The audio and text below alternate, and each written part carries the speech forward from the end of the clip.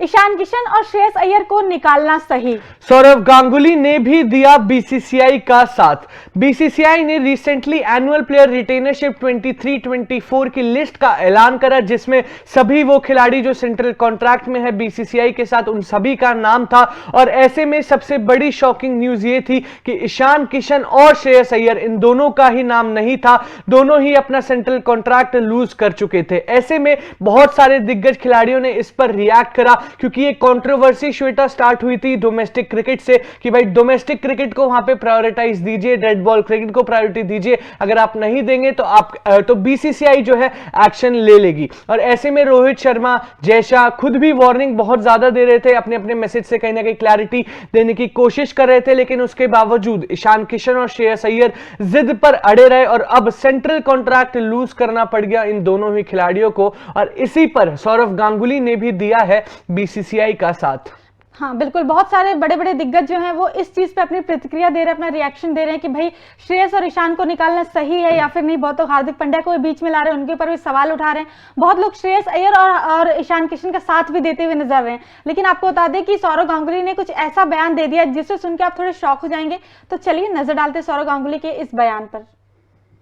BCCI चाहता है कि वे प्रथम श्रेणी क्रिकेट खेलें। मुझे आश्चर्य है कि श्रेयस और ईशान ने प्रमुख टूर्नामेंट रणजी ट्रॉफी नहीं खेला है। ये बीसीसीआई का फैसला है और वो सही थे, लेकिन खिलाड़ियों को प्रथम श्रेणी क्रिकेट खेलना चाहिए।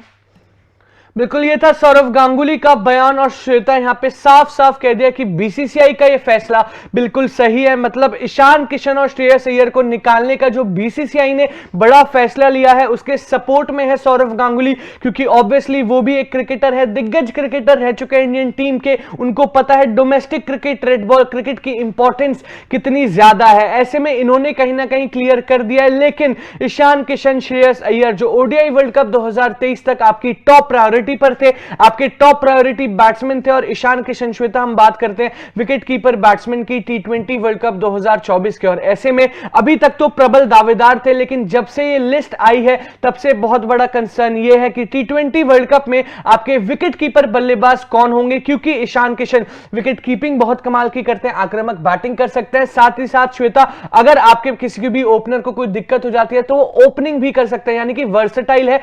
बैटिंग ऑर्डर में अगर आप उनको ऊपर नीचे शिफ्ट करोगे वो बैटिंग करके आपको दे सकते हैं। तो कहीं ना कहीं एक नुकसान तो इंडियन टीम को भी हुआ है। लेकिन जब बहुत सारे दिग्गजों का मानना है कि भाई ये फैसला कहीं ना कहीं सही है बीसीसीआई का, आने वाले यंगस्टर्स को समझना पड़ेगा कि डोमेस्टिक क्रिकेट और साथ ही साथ रेड बॉल क्रिकेट बहुत इंपॉर्टेंट है। तो कहीं ना कहीं ये फैसला बीसीसीआई ने बिल्कुल सही लिया है। बिल्कुल, अभी रिसेंटली देखिए तो जो यंगस्टर्स, मतलब जो यंग प्लेयर्स हैं वो काफी ज्यादा मतलब बोलते हैं ना कि प्रायोरिटी नहीं दे रहे थे डोमेस्टिक क्रिकेट को, स्पेशली रणजी ट्रॉफी को। जबकि हमने देखा कि बहुत सारे जैसे एक्सपीरियंस प्लेयर्स हैं, चेतेश्वर पुजारा की बात ले लीजिए, अजिंक्य रहाणे की बात ले लीजिए, ये सब जाते हैं जब ये नेशनल क्रिकेट टीम को रिप्रेजेंट नहीं करते तो ये सब जाते हैं रणजी ट्रॉफी खेल कर आते हैं। ऐसा तो है नहीं कि सारे के सारे खिलाड़ी स्क्वाड में शामिल हो जाएंगे और फिर इंटरनेशनल क्रिकेट खेलेंगे। खेलेगा तो कोई 11 ही और होंगे स्क्वाड कोई 15-16 खिलाड़ी। तो बाकी जो सारे खिलाड़ी हैं उन्हें ये समझना चाहिए कि भाई, क्योंकि आप जब क्रिकेट एक चीज को जब बार बार करते हो, चाहे किसी भी स्तर पे खेलो, आप इंटरनेशनल स्तर पे खेलो या फिर डोमेस्टिक स्तर पे खेलो, किसी भी स्तर पे खेलो, खेलना आपको क्रिकेट ही है। जब आपका वही काम है तो फिर मुझे वही लगता है कि इस चीज से कतराना क्यों। श्रेयस अय्यर और ईशान किशन का अंदर से उनका क्या था क्या नहीं ये तो कुछ क्लियर नहीं हुआ है। लेकिन कहीं ना कहीं बीसीसीआई की बात अगर वो मानते तो शायद सेंटर कॉन्ट्रैक्ट लूज नहीं करते। और यही कहीं ना कहीं सौरव गांगुली ने भी बोला है कि भाई बोर्ड जो है वो सबके लिए बराबर है। बिल्कुल, और श्वेता इंपॉर्टेंट ये भी था कि आप डोमेस्टिक क्रिकेट को प्रायोरिटी दे रहे थे या नहीं दे रहे थे, उससे भी ज्यादा इंपॉर्टेंट ये था कि आप डोमेस्टिक के ऊपर आईपीएल की तैयारी शुरू कर रहे थे। आप डोमेस्टिक के ऊपर आईपीएल को प्रायोरिटी दे रहे थे, जो कहीं ना कहीं और भी ज्यादा गलत बनाता है। उस बात को कप्तान रोहित शर्मा ने क्लैरिटी दे दी, साफ कर दिया। चौथे टेस्ट मुकाबले के बाद पोस्ट मैच कॉन्फ्रेंस में आया और वहां पर बोल दिया जिन खिलाड़ियों में भूख नजर आएगी उन्हीं को मौका देने वाले हैं। ऐसे में यंगस्टर्स के लिए बहुत बढ़िया मैसेज है, क्योंकि श्वेता नींव है क्रिकेट की टेस्ट मैच, और ऐसे में यंगस्टर्स टेस्ट मैच से ही शुरू करते हैं। किसी का भी क्रिकेट का करियर इनफैक्ट रेड बॉल से ही शुरू होता है। तो ऐसे में उन खिलाड़ियों को भी कहीं ना कहीं इंपॉर्टेंस दी यहाँ पे बीसीसीआई ने, और डोमेस्टिक खेलना भी बहुत इंपॉर्टेंट है। अब ऐसे में ईशान किशन, श्रेयस अय्यर, ऑब्वियसली उनको भी बहुत ज्यादा लॉस होगा भाई, सेंट्रल कॉन्ट्रैक्ट लूज कर दिया। ऐसे में बड़ा क्वेश्चन तो ये होने वाला है, क्या अब प्रायोरिटी बैट्समैन होने वाले हैं ये दोनों ही खिलाड़ी? क्योंकि श्वेता,